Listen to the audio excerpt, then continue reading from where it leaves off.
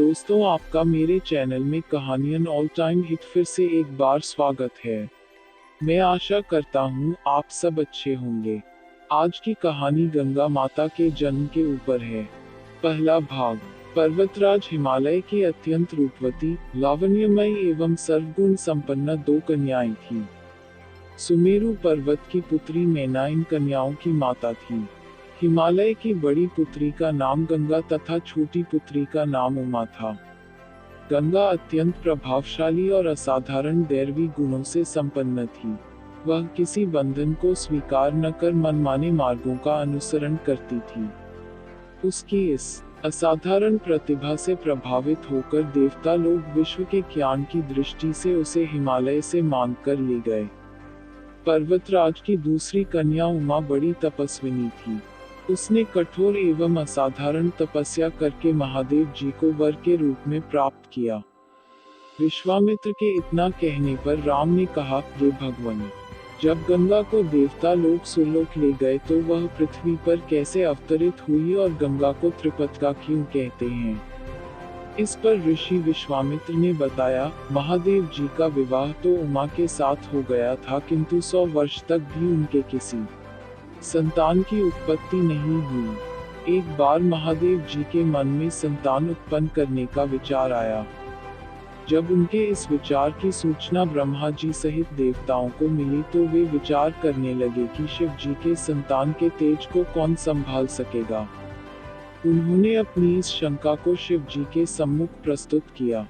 उनके कहने पर अग्नि ने यह भार ग्रहण किया और परिणामस्वरूप अग्नि के समान महान तेजस्वी स्वामी कार्तिकेय का जन्म हुआ। देवताओं के इस षड्यंत्र से उमा के संतान होने में बाधा पड़ी तो उन्होंने क्रुद्ध होकर देवताओं को शाप दे दिया कि भविष्य में वे कभी पिता नहीं बन सकेंगे। इस बीच सुरलोक में विचरण करती हुई गंगा से उमा की भेंट हुई। गंगा ने उमा से कहा कि मुझे सुरलोक में विचरण करत हुए बहुत दिन हो गए हैं। मेरी इच्छा है कि मैं अपनी मातृभूमि पृथ्वी पर विचरण करूं। उमा ने गंगा आश्वासन दिया कि वे इसके लिए कोई प्रबंध करने का प्रयत्न करेगी। वत्सराम, तुम्हारी ही अयोध्यापुरी में सगर नाम के एक राजा थे। उनके कोई पुत्र नहीं था। सगर की पटरानी केशिनी विदर्भ प्रांत के राजा की पुत्री थी। केशिनी सुंदर, धर्मात्मा और सत्यप्रायण थी।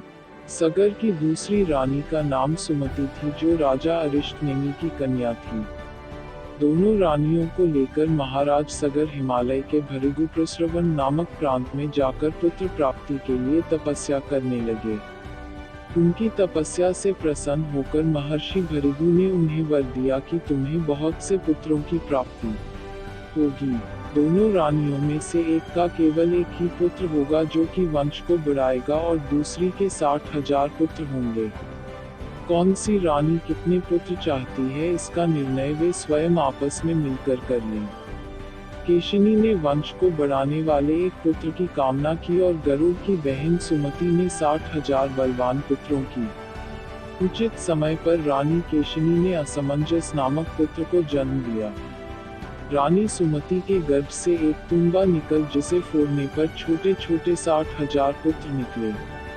इन सबका पालन पोषण घी के घड़ों में रखकर किया गया। कालचक्र बीतता गया और सभी राजकुमार युवा हो गए। सगर का ज्येष्ठ पुत्र असमंजस बड़ा दुराचारी था और उसे नगर के बालकों को सरयू नदी में फेंककर उन्हें डूबते हुए देखने में बड़ा आनंद आता था। इस दुराचारी पुत्र से दुखी होकर सगर ने उसे अपने राज्य से निर्वासित कर दिया। असमंजस के अंशुमान नाम का एक पुत्र था। अंशुमान अत्यंत सदाचारी और पराक्रमी था। एक दिन राजा सगर के मन में अश्वमेघ यज्ञ करवाने का विचार आया। शीघ्र ही उन्होंने अपने इस विचार को कार्य रूप में परिणत कर दिया। राम ने ऋषि विश्वामित्र से कहा, गुरुदेव, मेरी रुचि अपने पूर्वज सगर की यज्ञ गाथा को विस्तार पूर्वक सुनने में है। अतः कृपा करके इस वृत्तांत को पूरा सुनाइए। राम के इस तरह कहने पर ऋषि विश्वामित्र प्रसन्न होकर कहने लगे, राजा सगर ने हिमालय एवं विंध्याचल के बीच की हरी भरी भूमि पर एक विशाल यज्ञ मंडप का निर्माण करवाया। फिर अश्वमेध यज्ञ के लिए श्यामकर्ण घोड़ा छोड़कर उसकी रक्षा के लिए पराक्रमी अंशुमान को सेना के साथ उसके पीछे पीछे भेज दिया। यज्ञ की संभावित सफलता के परिणाम की आशंका से भयभीत होकर इंद्र ने एक राक्षस का रूप धारण करके उस घोड़े को चुरा लिया।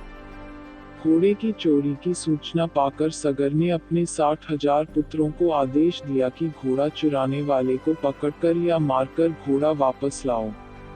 पूरी पृथ्वी में खोजने पर भी जब घोड़ा नहीं मिला तो इस आशंका से कि किसी ने घोड़े को तहखाने में न छुपा रखा हो, सगर के पुत्रों ने संपूर्ण पृथ्वी को खोदना आरंभ कर दिया। उनके इस कार्य से असंख्य भूमितल निवासी प्राणी मारे गए।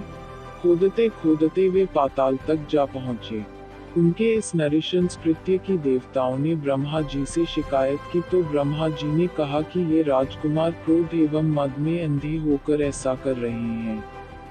पृथ्वी की रक्षा कर दायित्व कपिल पर है, इसलिए वे इस विषय में कुछ न कुछ अवश्य करेंगे। पूरी पृथ्वी को खोदने के बाद भी जब घोड़ा और उसको चुराने वाला चोर नहीं मिला तो निराश होकर राजकुमारों ने इसकी सूचना अपने पिता को दी। रुष्ट होकर सगर ने आदेश दिया कि घोड़े को पाताल में जाकर ढूंढो। पाताल में घोड़े को खोजते खोजते वे सनातन वसुदेव कपिल के आश्रम में पहुंच गए। उन्होंने देखा कपिलदेव आंखें बंद किए बैठे हैं और उन्हीं के पास यज्ञ का वह घोड़ा बंधा हुआ है। उन्होंने कपिल मुनि को घोड़े का चोर समझकर उनके लिए अनेक दुर्वचन कहे और उन्हें मारने के लिए दौड़े। सगर के इन कुकृत्यों से कपिल मुनि की समाधि भंग हो गई। उन्होंने क्रुद्ध होकर सगर के उन सब पुत्रों को भस्म कर दिया। मैं आशा करता हूँ आपको मेरी कहानी पसंद आई होगी। Please take care. बाय।